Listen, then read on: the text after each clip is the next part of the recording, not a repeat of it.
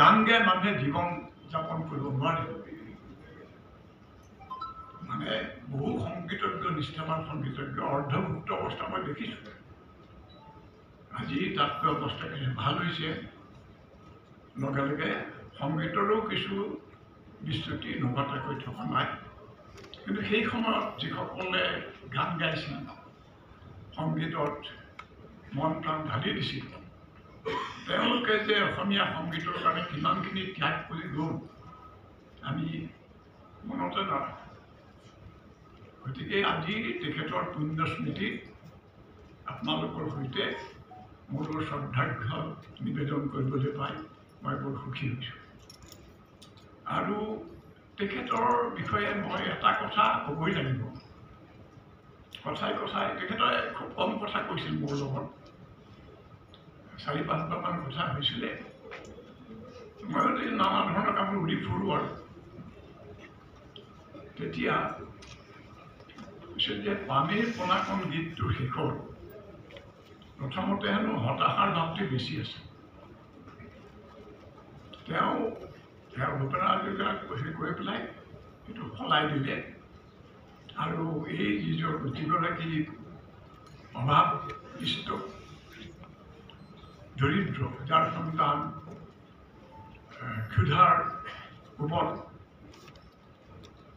অসহায় অৱস্থাত মৃত্যুবৰণ কৰিছে যাৰ ফলত সেই শিশু তেওঁ একেবাৰে সংগ্ৰামী নাৰী হৈ পেলাই সকলো শোষণ নিপীড়নৰ বিৰুদ্ধে থিয় হৈছে এনেকুৱা এটা ভাৱ ফুটাই তুলিবলৈ কৈছে সেইটো এটা কথা তাৰপিছত বহুদিনৰ পিছত গুৱাহাটীত আচৰিত কাণ্ড হ'ল মানে এজাক চাহ বনোৱাই হাতত ধেনুকাৰ কুঠাৰ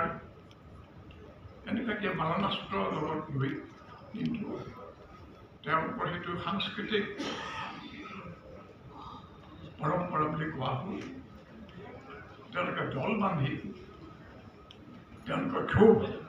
জনাবলৈ প্ৰতিবাদ জনাবলৈ গুৱাহাটীলৈ আহিছে সমদল কৰি আহোঁতে কি হ'ল ক'ব নোৱাৰোঁ এটা হুলস্থুল লৈ কিছুমানে কয় যে তেওঁলোকে দোকান ভাঙিব খুজিছিলে সঁচাকৈ মিছাটো ধৰিব পৰা নগ'ল আৰু তাৰপিছত সাংঘাতিক কাম হ'ল আপোনালোকে কাৰোবাৰ কাৰোবাৰ মনত আছে এগৰাকী তৰুণীক বিবস্ত্ৰ কৰি সেই ঘটনাই গোটেই অসমৰ দুৰ্নাম আনিলে আৰু অসমত এটা অতি অস্থিৰ গুৱাহাটীত বিশেষকৈ অসমত হয় অস্থিৰ পৰিৱেশ সৃষ্টি হয় এটা চাহ বনোৱা বিৰোধী আৰু তেতিয়া আমি কেইজনমানে ভাবিলোঁ যে কথাটো ঠিক হোৱা নাই এওঁলোকতো অসমৰে মানুহ আৰু এওঁলোকক আমি ইমান কিয় কৰোঁ আমি এটা মাজামাজি ৰাস্তা পালোঁ আমি তেওঁলোকক আমি অলপ কিছু সমালোচনা কৰিম কিন্তু তেওঁলোকৰ প্ৰতি সহানুভূতিও দেখুৱাম আৰু তেওঁলোকৰ ওপৰত যিটো অত্যাচাৰ হৈছে তাৰ প্ৰতিবাদ তাৰপিছততো আমি কটন কলেজত সেই অভিপ্ৰায়েৰে এখন মিটিং পাতিলোঁ মানুহ আহিলে কোনোবাই সেই ধৰণে লেকচাৰ দিলে দিলীপ শৰ্মাকো মাতিছিল তেখেতে গান গাবলৈ তেখেতে এডল এই বাদ্য যন্ত্ৰ মানুহ লৈ পেলাই এডল নহয় 2জন নে 3জন লৈ তাৰপিছত কথা ক'বলৈ উঠি ইতিমধ্যে বক্তব্য যি ধৰণৰ কথা হৈছিলে তাতকৈ সম্পূৰ্ণ ব্যতিক্ৰমী ধৰণে তেখেতে ক'লে যে সমাজৰ আটাইতকৈ শোষিত আটাইতকৈ নিপীড়িত মানুহৰ মানে যিটো যন্ত্ৰণা তাৰ বিৰুদ্ধে তেওঁলোকৰ খং প্ৰতিবাদ এইটো আমি যদি বুজি নাপাওঁ তেনেহ'লে আমি সভ্য মানুহৰ আমি পৰিচয় দিব নোৱাৰিম আমি অলপ প্ৰথমতে সৎমত খালোঁ কিন্তু দেখিলোঁ ঠিকেই কথা কৈছে আৰু সেই ধৰণে তেওঁ গানো গালে আৰু মানুহৰ মন ভাবিল সেইটো চমকপ্ৰদ অভিজ্ঞতা এনেকৈ বিভিন্ন সময়ত দেখিছোঁ এইটো এটা প্ৰমাণ কৰে যে যিমানে তেওঁ গান নাগাওক চিনেমাত গান গাইছে বিড়ি এডভাৰটাইজৰ কাৰণে গান গোৱা নাই দৌৰিছে কিন্তু তেওঁ নীতিগত আদৰ্শগত প্ৰশ্নত তেওঁ আপোচ কৰা নাই। আৰু এইটো অত্যন্ত আমাৰ কাৰণে বিস্ময় আৰু শ্ৰদ্ধাৰ বিষয়। জীৱিকাৰ তাড়নাত মানুহে বহু ধৰণে আপোচ কৰে। আমি তেওঁলোকৰ প্ৰতি আমাৰ সহানুভূতি হ'ব পাৰে, সমৰ্থন বা শ্ৰদ্ধা নিশ্চয় নাথাকে। মই এতিয়া ঘৰত সময় হ'বনে? মই IPT সম্পৰ্কে য'ত তেওঁ জড়িত আছিল দুটামান কথা ক'ব ওলাইছোঁ।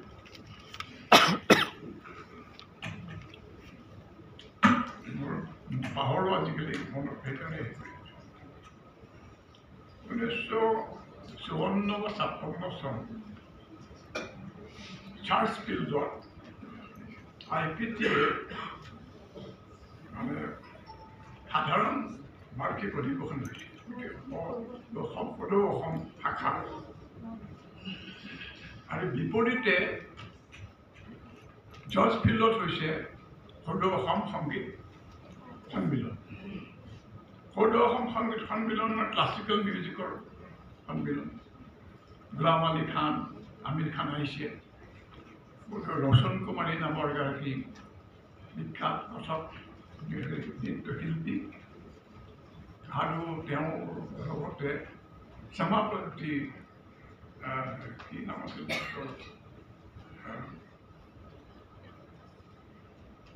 শান্তা প্ৰসাদ এগৰাকী বিখ্যাত গাবৈছিল। আৰু ইফালে তাত মানে দৰ্শনী মূল্য 10 টকা। সেইখিনি সময়ত 10 টকা বেছি বহুত টকা। আৰু আমাৰ চামনীয়া পৰা 15-17 বছৰ হ'ব, ইমান টকা দেশত নাথাকে কেতিয়াও।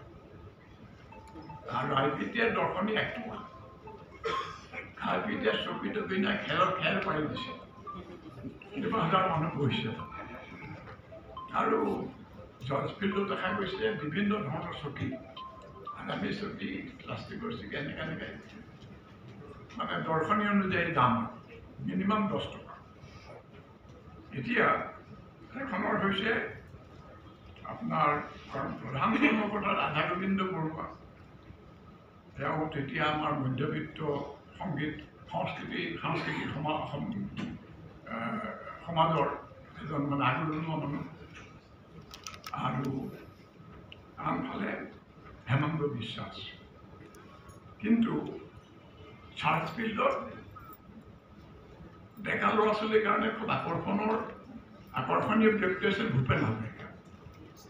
তেওঁ আমেৰিকাৰ পৰা ঘূৰি আহিছে, বাদৰসত টক বগাই আছে। আৰু বহু কষ্ট তেওঁ কৰা আমি দেখিছোঁ দেই। আৰু সেই কষ্ট কৰাৰ তেওঁ নিষ্ঠা তেওঁৰ মনত আছিল। তাৰপিছত জীৱিকাৰ হাহাকাৰত কৰি তেওঁ কি কৰিলে নকৰিলে আপোনালোকে জানে। এতিয়া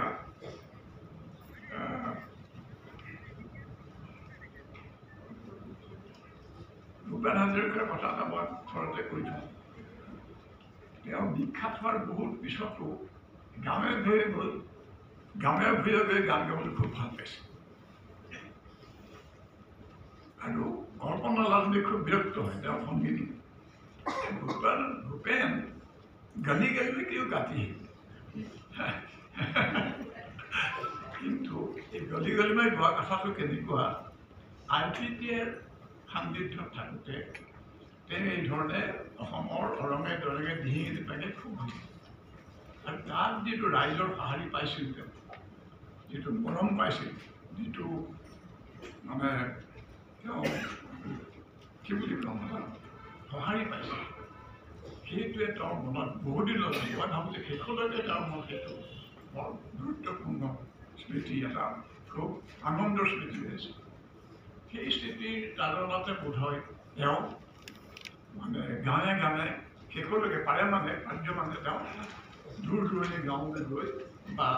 সৰু সৰু চহৰলৈ গৈ তেওঁ গান গাইছিল। এই কথাটোৱে প্ৰমাণ কৰে যে IPTৰ সময়ত অসমৰ সমাজ জীৱন, সাংস্কৃতিক জীৱন কি প্ৰভাৱ পাইছে।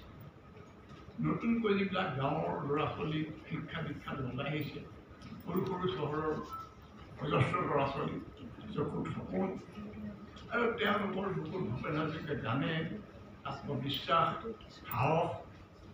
আৰু ভৱিষ্যতৰ প্ৰতি এটা ইতিবাচক দৃষ্টি আনি দিছে সেইকাৰণে সেই সময়ৰ পৰা ভূপেন হাজৰিকা খুব জনপ্ৰিয় শিল্পী হৈ আছে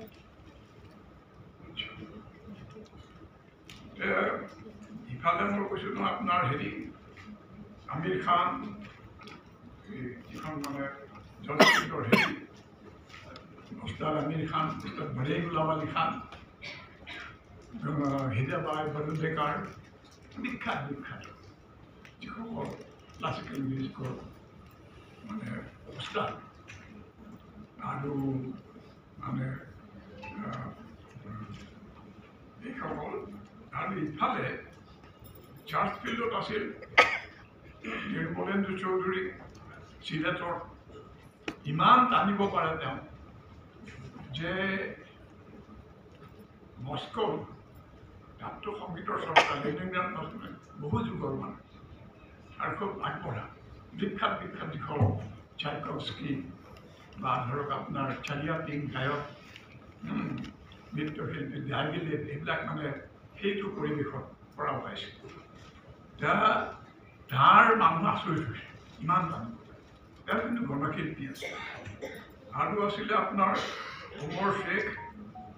অভিনেতা বৰুৱা চাহানী আহিছিলে তাৰপিছত সুচিত্ৰা মিত্ৰ দেৱপুত্ৰ বিশ্বাস দুয়ো কিন্তু পিছত একেবাৰে মানে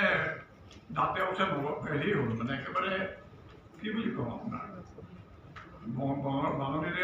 কিবা আদায় কাঠকলাই বুলি কয় অসমীয়াত তেনেকুৱা শব্দত আছে নাই পেলাই এইটো সেইটো নুখোজে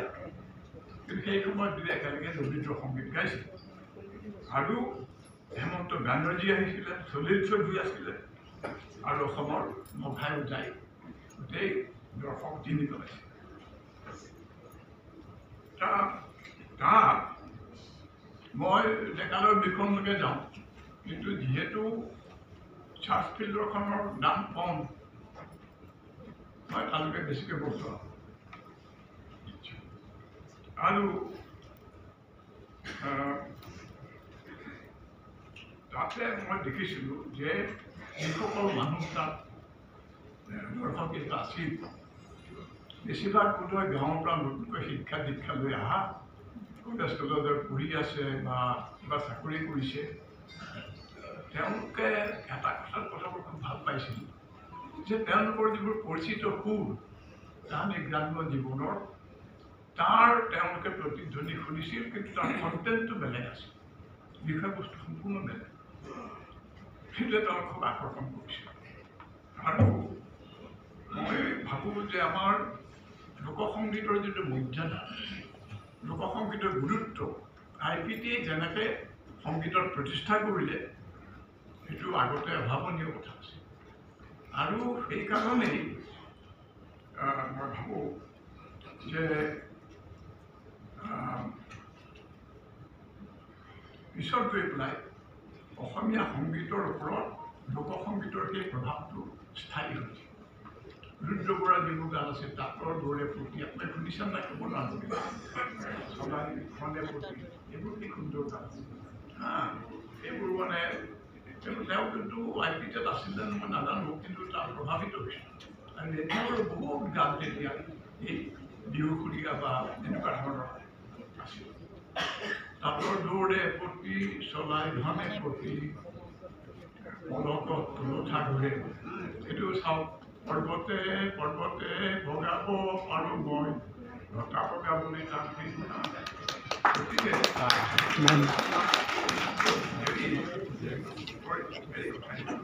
স্থায়ী এটা প্ৰভাৱ মানে যেনেকৈ আমাৰ পেলাব আৰু এসময়তে আকৌ আমাৰ সংগীতে খুব চালুকীয়া কেইজনমান শিল্পী কেইখনমান ৰেকৰ্ড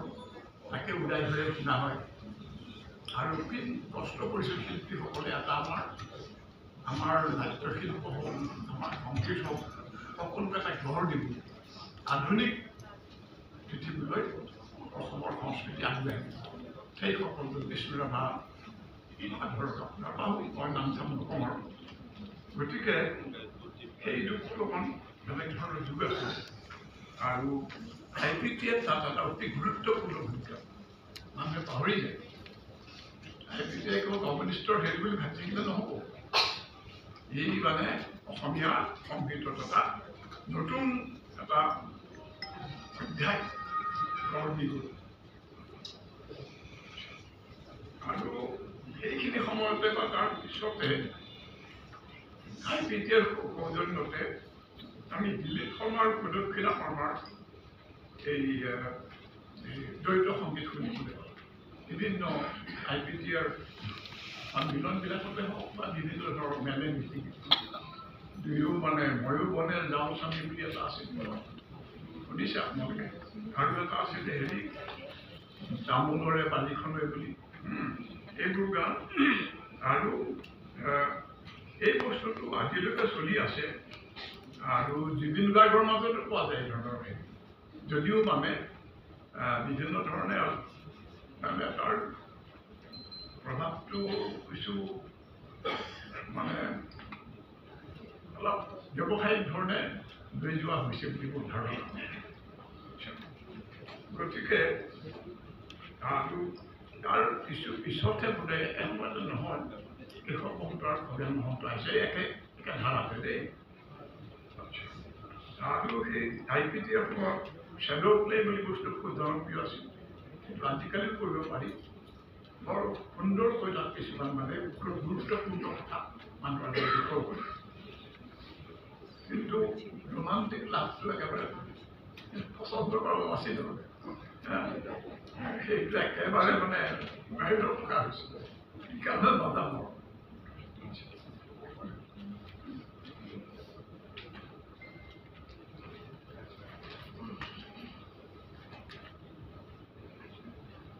এতিয়া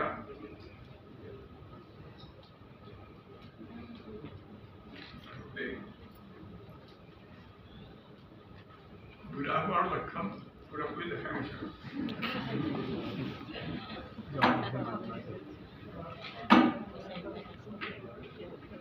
চশমা পিন্ধে নেকি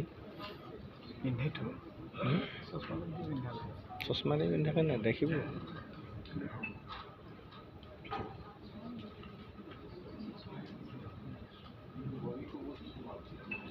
IPTE কিমান এটা জনপ্ৰিয় কিমান এটা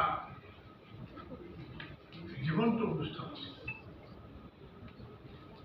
পিছত এনেকে তাৰ হেৰি কি কাৰণে ইমান অপক্ষয় কি হ'ব আজিতো IPTE বুলি ক'লে মানে এটা নষ্টালজিক ধৰণৰ কথাহে এই কথাটো আমি অলপ হয় গহীনভাৱে বিচাৰ কৰা দৰকাৰ যে যেতিয়া মানে যিসকল প্ৰথমতে তাৰ ভাল শ্ৰোতা আছিল সহযোগী আছিল তেওঁলোকৰ বহুতে আনকি শিল্পী বহুতৰ জীৱিকাৰ কষ্টটো দেশ স্বাধীন হৈছে শিক্ষিত শিক্ষা দীক্ষাৰ প্ৰসাৰ হৈছে কম কৰিবলৈ হৈছে আগৰ তুলনাত বেছি হৈছে আৰু সেই সুযোগ লৈ পেলাই দলে দলে ডেকা গাভৰু ওলাইছে গাভৰুতে ডেকা থাকিছে তো এওঁলোকে এটা প্ৰথম সচ্ছল জীৱনৰ বাৰ্তা তাৰ লগে গাঁৱত অসমীয়া মানুহৰ ব্যৱস্থা কি আছিল আপোনাক কৈ বুজাব নোৱাৰে আপোনালোকে বহুতো কল্পনাই কৰিব নোৱাৰে গাঁৱত আজি কেনেকুৱা দালান উঠিছে আগতে মানে বেছিভাগ মানুহৰ বাঁহৰ বিচনা বাঁহৰ চাং গাছৰ বিচনা লোৱাৰ সামৰ্থ্য বছৰত এখন বা দুখন কাপোৰ সেই অৱস্থা আছিল অসমীয়া তাতকৈ বহুত ভাল হৈছে দিয়ক কংগ্ৰেছে 70% ৰেকৰ্ড কৰা নাই বুলি ক'লে কি হ'ব এতিয়া সেই প্ৰশ্নটো যেতিয়া আহিল গতিকে IPTE শিল্পী আৰু শ্ৰোতাসকলৰ মাজত অজানিতে এটা প্ৰশ্ন উদ্ভৱ এতিয়া এই সংগীতৰ ধাৰাটো কোনদিন চৰকাৰে যেতিয়া কমিউনিষ্টক ভাল নাপায় স্বাধীনতাৰ আগলৈকে কমিউনিষ্ট, ছ'চিয়েলিষ্ট, মধ্যবিত্ত সকলোৱে ব্ৰিটিছক খেলিবৰ কাৰণে একগোট হৈ বিপুল জনতা হিচাপে ব্ৰিটিছ সাম্ৰাজ্যবাদৰ বিৰুদ্ধে থিয় হৈছিল। সকলো শ্ৰেণীৰ সকলো জাতৰ মানুহ উচ্চ নিচৰ ভাৰ তেতিয়া তাৰ বুজা হৈছিল। যেই মানুহসকলে পইচা আহিল এচাম মানুহ তেওঁলোকৰ কেনেকৈ নিজকে বেলেগ কৰিব পাৰি, কেনেকৈ নিজকে ওখ আসনত বচাই ৰাখিব পাৰি, এইবোৰ চিন্তা আৰু খেলত বহি শিল্পীৰ গান শুনাৰ মেজাজ তেতিয়া আনহাতে যিসকল শিল্পী আছিল তেওঁলোক অথাই সাগৰ কৰি আগতে হয়তো মানে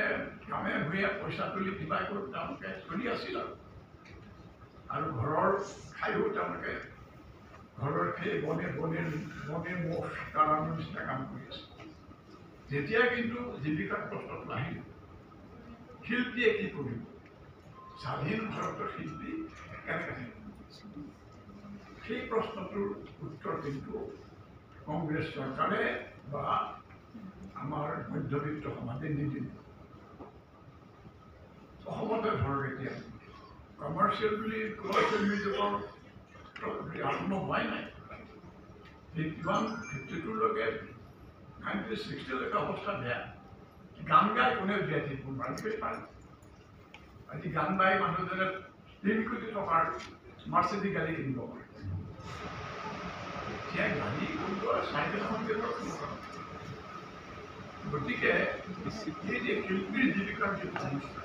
কেনেকৈ আৰু পাৰ্টিৰো সেইটো প্ৰব্লেম। তেওঁলোকক কি কৰে, কেনেকৈ তেওঁলোকক আমাৰ আদৰ্শ প্ৰভাৱত ৰাখিব লাগিব। কিন্তু আমাৰ আদৰ্শ প্ৰভাৱ যে ৰাখিব লাগে তেওঁলোক কোনে কৰে? পাৰ্টি নিজেই চলে, এমুঠি দুমুঠি ধান এনেকৈ কাৰোবাৰ পৰা নিধি সমৰ্থকসকলক তাৰে যি 2-4টা পইচা আহে সেইখিনি পাৰ্টি কংগ্ৰেছ সকলো চলিবলৈকে যথেষ্ট। শিল্পীক আৰু তেনেকৈ হেৰি কৰে, গতিকে ডাঙৰ সমস্যা। আৰু তেতিয়া বাধ্য মানে বিপ্লৱী দল নহওক যে শিল্পীসকলে ব্যৱসায়িক ধৰণৰ সংগীত তেওঁলোকে পৰিৱেশন কৰিব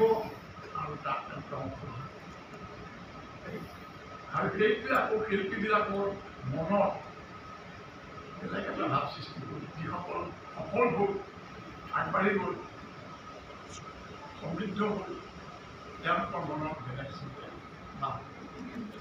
শ্ৰেণীৰ যি প্ৰশ্ন দিলীপ শৰ্মাই কেতিয়াও অগ্ৰাহ্য কৰা নাছিলে, সেই শ্ৰেণীৰ প্ৰশ্নটো বিশেষকৈ থুলুঙা শিল্পীৰ মনৰ পৰা অন্তৰ্হিত। সমগ্ৰ সমাজৰ কথা ভাবিবলৈ এৰি নিজৰ কথা বা নিজৰ কথা নকলেও নিতান্ত ব্যক্তিগত চেতনাৰ কথা ব্যস্ত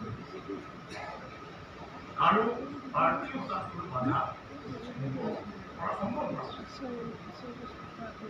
আৰু এই কথাটো পাৰ্টীৰ আকৌ এটা সমস্যা হ'ল কি, এটা কমিউনিষ্ট পাৰ্টি PC যোশীয়ে স্থাপন কৰে যে স্বাধীনতা সংগ্ৰামৰ সময়ত যি ধৰণৰ জাগৰণ হৈছে, সেই জাগৰণৰ মাজত কমিউনিষ্ট পাৰ্টিৰ এটা ভূমিকা হ'বৰ কাৰণে ৰাইজৰ যে মুক্তি কামনা, সংগ্ৰামী চেতনা, তাক মানে গঢ় দিবৰ কাৰণে, সাংস্কৃতিক গঢ় দিবৰ কাৰণে ITC প্ৰতিষ্ঠা কৰিছে। PC যোশী বৰ ভিজনাৰী মানুহ আছে, কমিউনিষ্ট পাৰ্টিৰ ছেক্ৰেটাৰী। আৰু শচীন শংকৰ প্ৰিয়ানন্দে গালে নৃত্য নাটিকা উলিয়াইছিল spirit of India. Spirit of India দেই, স্পিৰিট অফ প্ৰলেটাৰিয়েট নহয়, স্পিৰিট অফ ইণ্ডিয়া। গতিকে সেই সৰ্বভাৰতীয় যিটো চেতনা, সংগ্ৰামী চেতনা আৰু জনসাধাৰণৰ লগত একাত্মতা, সেইটোকে আগবাঢ়ি আহিছিল। যেই মানে সমাজৰ পৰিৱৰ্তন হ'ল, শ্ৰেণী চেতনা আগতকৈ কঠোৰ হ'ল, তেতিয়া সমস্যাবিলাক বেলেগ হ'ল। আৰু তাৰ ফলত হ'ল কি যে কমিউনিষ্ট পাৰ্টিৰ সন্মুখত দিয়া প্ৰশ্ন হ'ল তেওঁলোকে খাব কি আৰু দ্বিতীয় কথা হৈছে এওঁলোকৰ পৰা আমি কি বিচাৰোঁ এই সম্পৰ্কে আমাৰ পাৰ্টিবিলাকে খুব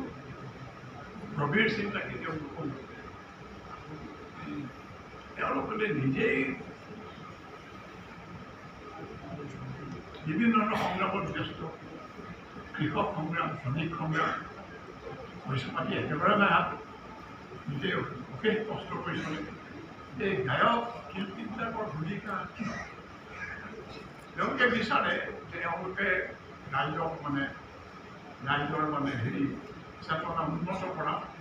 সংগ্ৰামী চেতনা দিয়া শ্ৰেণী চেতনা উদ্দীপিত কৰা তেওঁলোকে ভূমিকা লয় সমাজ পৰিৱৰ্তন আগ্ৰহ এটা ৰাইজৰ লগত জীয়াই ৰাখিটো বিচাৰে কেনেকৈ কৰা খাব এই প্ৰশ্নটো আহিল তাৰে প্ৰশ্নটো ওলাই দিব নোৱাৰি আজিও বামপন্থীসকলৰ কাৰণে এইটো এটা অত্যন্ত গুৰুত্বপূৰ্ণ জ্যোতিপ্ৰসাদে ক্ষোভেৰে কৈছিল যে পাৰ্টীৰ লিডাৰসকলে সংস্কৃতিৰ গুৰুত্বই নুবুজে সংস্কৃতিৰ মূল্য নুবুজে যে হেমাংগ বিশ্বাস কথাটো একেবাৰে মিছা নহয় তেওঁলোক নিজৰ কামত ইমান ব্যস্ত হৈ থাকে আৰু তাৰ কাৰণে অনুভৱ কৰিব নোৱাৰি যে তেওঁলোকে এইটো এটা গুৰুতৰ প্ৰশ্ন বুলি নহ'লে নাভাবিলে ফলত অত্যন্ত কঠিন অত্যন্ত কঠোৰ নিৰস এটা ধাৰণা তেওঁলোকে মনলৈ আহিল যে আমি যিটো পাৰ্টীৰ ডক্ট্ৰিন আইডিঅ'লজি আমি দিম সেইটো প্ৰচাৰ কৰাই তেওঁলোকৰ কাম গতিকে পাৰ্টি মিটিং হ'ল তাত পাৰ্টি স্কোৱাড হিচাপে গান গালে সেইকেইটা বাকী তহঁতে যিকৰ কৰিছে এনেকুৱা এটা মনোভাৱ আহি গ'ল এইটো অত্যন্ত দুখৰ কথা কমিউনিষ্ট পাৰ্টিৰ মাজত শিল্প সাহিত্যৰ মূল্য বুজা মানুহ নিশ্চয় দৰকাৰ আৰু কমিউনিষ্ট পাৰ্টীৰ নেতাবিলাকৰ মাজতো সেই ধাৰণা থকা উচিত যে শিল্প সাহিত্য মানুহৰ জাগৰণৰ কাৰণে চেতনাৰ পৰিৱৰ্তনৰ কাৰণে কিমান গুৰুত্ব তাত আৰু কাকো জোৰ কৰিব নোৱাৰিলে সংস্কৃতিৰ জোৰ কৰি দিয়া বস্তু নহয় অন্তৰত হৃদয়ত সোমাই গ'লেহে সংস্কৃতি মানুহৰ সংস্কৃতি পৰিৱৰ্তন কৰি এই কথাবিলাক আহিল কিন্তু অভিমানিত হৈ ৰ'ল সেইকাৰণে মই দেখিছোঁ যে কেতিয়াবা এনেকুৱা ঘটনা ঘটিছে যে আমাৰ কমিউনিষ্ট শিল্পীয়ে চাই বাবাৰ সভাত গান গীত গাইছে চাই বাবাৰ সভাত আনি ইফালে আকৌ পাৰ্টি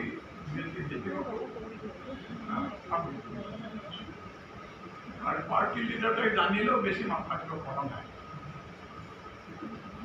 এই যে উভয় পক্ষৰ যিটো যোগাযোগৰ অভাৱ বুজাবুজিৰ অভাৱ এইটো সমস্যাৰ সৃষ্টি সমস্যাৰ সমাধান দিব পৰা ক্ষমতা মোৰ নাই দেই কিন্তু সমস্যাটো আপোনালোকৰ সন্মুখত স্থাপন কৰিলোঁ যিসকলে সাংস্কৃতিক বিষয়ে চিন্তা চৰ্চা কৰে আৰু মই ভাবোঁ যে আজিৰ এই সুন্দৰ দিনত আপোনালোকৰ মনত কিছু আপচি কথা সোমাই দিয়াৰ কাৰণে আপোনালোকে মোক ক্ষমা কৰিব আৰু এইখিনি কৰি